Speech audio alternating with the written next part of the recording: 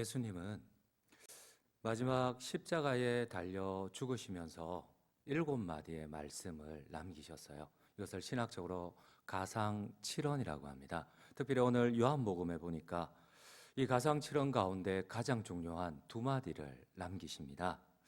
먼저 첫 번째는 내가 목마르다입니다. 오늘 본문 28절을 함께 읽도록 하겠습니다. 그 후에 예수께서 모든 일이 이미 이루어진 줄 아시고 성경을 응하게 하려 하사 이르시되 내가 목마르다 하시니, 그리고 가장 마지막 또 중요한 말씀 다 이루었다입니다. 우리 한번 30절도 함께 읽도록 하겠습니다.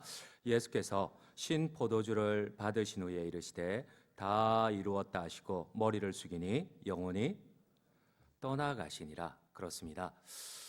오늘 요한복음은 예수님의 가상칠언 가운데 가장 중요한 2마디를 기록을 하고 있어요. 내가 목마르다, 다 이루었다. 근데 이 2마디가 잘 어울리지 않는 것 같아요. 다 이루었다. 어쩌면 이 마지막 말씀은 정말 존경스럽고 감동이 되는 말씀입니다.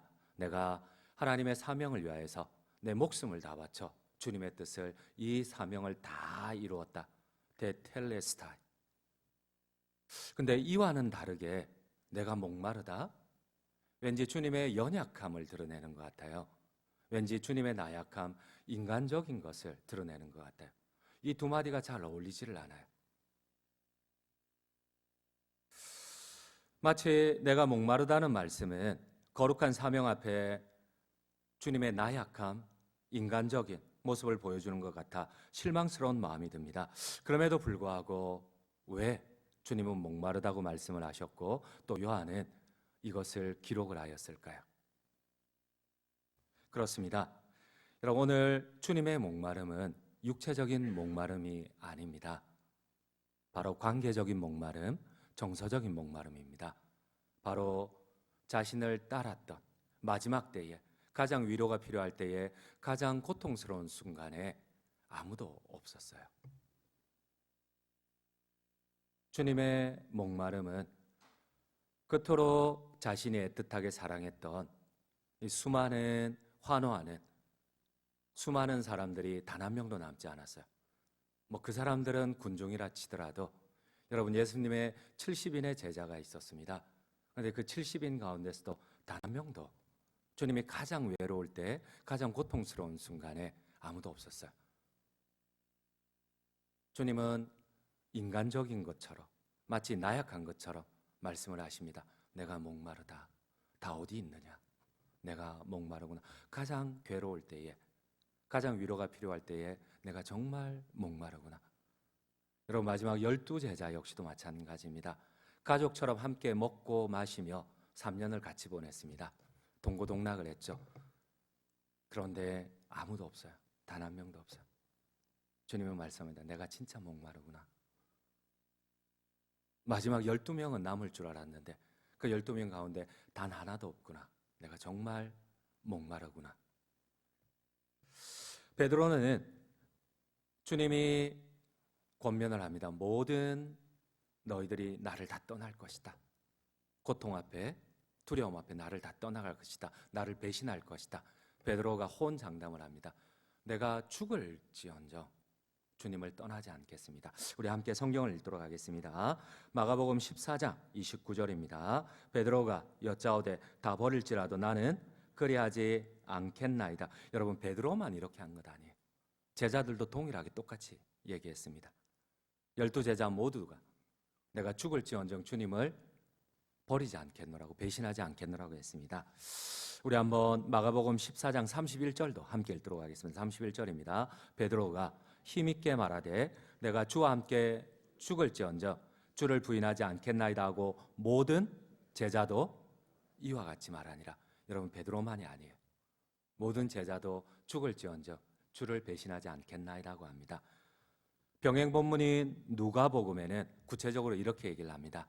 12제자가 주님을 배신하지 않겠다 뿐만 아니라 옥에도 따라가겠다, 죽는 그 자리에도 따라가겠다고 합니다.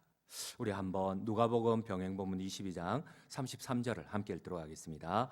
그가 말하되 주여 내가 주와 함께 오게도 죽는 데에도 가기를 각오하였나이다. 그러나 가장 주님이 목마를 때에, 위로가 필요할 때에, 가장 고통스러운 순간에 아무도 없었어요. 그 누구도 없었습니다. 정작 예수님이 십자가에 죽으실 때에, 어쩌면 제일 제자들이 필요할 때에 그동안 가장 마음을 쏟았던, 어쩌면 군중들이야 어제 환호하고 오늘 예수님을 침뱉을지라도 이 70여의 제자만큼은, 아니 12제자만큼은, 아니 최소한 한 5명은 남을 줄 알았어요. 근데 아무도 없었습니다. 여러분, 예수님께서는 가장 고통스러운 순간에, 어쩌면 가장 외로운 순간에 하나님답지 않게, 성육신하신 분답지 않게 고백을 합니다. 내가 목마르구나. 내가 많이 외롭구나. 내가 많이 고통스럽구나. 사랑하는 성도님 여러분, 내가 목마르다는 예수님의 연약함의 고백에도 불구하고 이 목마름과 갈증을 통하여서 우리가 깨달아야 할 교훈이 무엇입니까? 그렇습니다. 하나님께서는 이 예수님의 목마름에 대한 고백을 통하여 우리의 얄팍한 신앙을 돌아보기를 원하십니다. 오늘 내가 주님을 따르겠다고 하지만 내 뜻대로 주님이 나를 도와주지 않을 때, 어쩌면 우리는 쉽게 주님을 부인하고 내 뜻대로 되지 않을 때 원망하고, 내가 오늘 주님의 참된 제자라고 하지만 작은 것에도 양보하지 못하고 고난을 받아들이지를 못합니다. 우리의 얄팍한 신앙을 보여주기를 원하십니다. 우리의 간사한 신앙을 돌아보기를 원하셨습니다. 예수님은 어제 환호하는 사람들로부터 오늘 비난을 받아야만 했고 배신당하는 고통을 겪어야만 했습니다. 예수님의 기적을 본 모든 사람들이 예수님을 왕으로 추대를 합니다. 여러분, 5일 전만 하더라도 오늘 주님께 저 십자가 앞에서 주님께 침뱉는 자들이, 저 주님을 향하여서 조롱하는 자들이, 내려오라는 자들이, 여러분 5일 전에는 저 여리고에서 30km나 넘는 곳에 그 무거운 종려나무 가지를 들고 예수님을 환호하기 위해서 열성적으로 땀을 삐질삐질 흘리며 그 예루살렘 산등성 위를 올라왔습니다. 2시간, 3시간에 걸쳐서 예수님을 환호하기 위해서 그랬던 자들입니다. 가장 가치로운 겉옷을, 아버지께 받았던 최고의 유산인 이 겉옷을 예수님의 나귀가 밟고 지나가도록 열렬히 환호했던 자들입니다. 그러나 그들은 고난은커녕 작은 자신의 목적과 주님이 충돌할 때 금방 배신해버립니다. 금방 부인해버립니다. 호산나 호산나 다윗의 자손이여 우리의 왕이여 외치던 사람들이 지금은 주님 앞에 침을 뱉습니다. 주님을 조롱합니다. 우리 한번 요한복음 19장 6절 병행본문을 함께 읽도록 하겠습니다. 19장 6절입니다. 대제사장들과 아랫사람들이 예수를 보고 소리질러 이르되 십자가에 못 박으소서, 십자가에 못 박으소서 하는지라. 빌라도가 이르되 너희가 친히 데려다가 십자가에 못 박아라. 나는 그에게서 죄를 찾지. 여러분, 죄가 있는 것 아닙니다. 단지 나의 목적과 예수님의 목적이 다를 뿐입니다.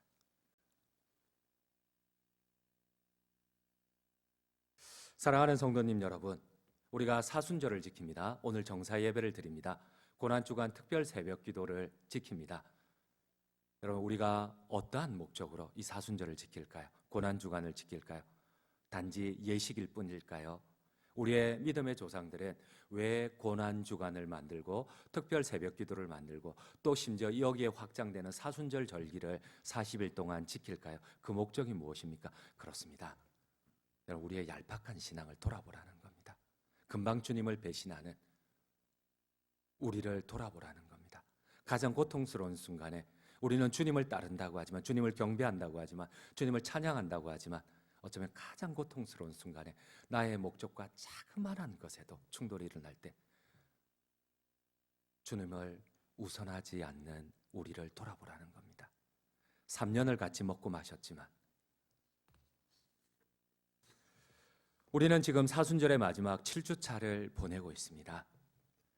사순절이란 40일간의 기념일입니다. 바로 히브리어 테살코스테입니다.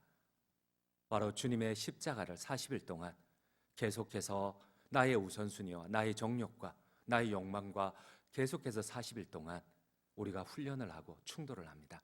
매일마다 한 끼 금식을 합니다.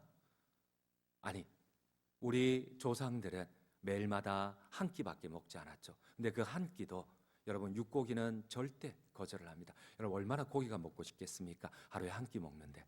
근데 그때마다 자기와 싸우는 겁니다. 그래, 내가 이 제자들처럼 도망가면 안 되지.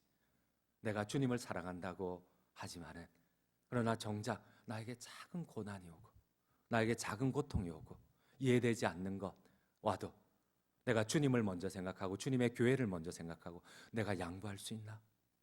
내가 단 한 번이라도 주님을 경배한다고 하지만 작은 것 하나도 내가 양보하고 주님을 우선한 적이 있나? 내가 이 고기를 먹지 않아야지. 오락을, TV를 보지 않아야지. 그래, 내가 소설책을 읽지 않아야지. 내가 화려한 옷을 입지 않고 이 40일 동안 내가,